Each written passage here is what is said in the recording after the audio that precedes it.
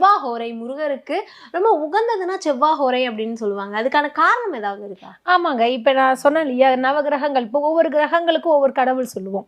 இப்போ வந்து உதாரணமாக புதன் அப்படின்னு எடுத்தீங்கன்னா வந்து விஷ்ணு பகவான் சொல்லுவோம். சூரியன்னா சிவனை குறிக்கக்கூடிய ஒரு ஒரு கிரகம் என்று சொல்லலாம். சந்திரனா அம்மனை சொல்லக்கூடிய ஒரு விஷயம் சொல்லலாம்.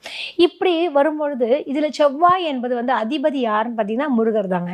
இப்போ அந்த முருகருடைய வந்து பாராயணம் பண்றது, முருகருடைய அருள் பெற வேண்டும் என்றால், அப்ப செவ்வாய் ஹோரை இப்ப நேரங்களில் சொல்லுவோம் இல்லையா?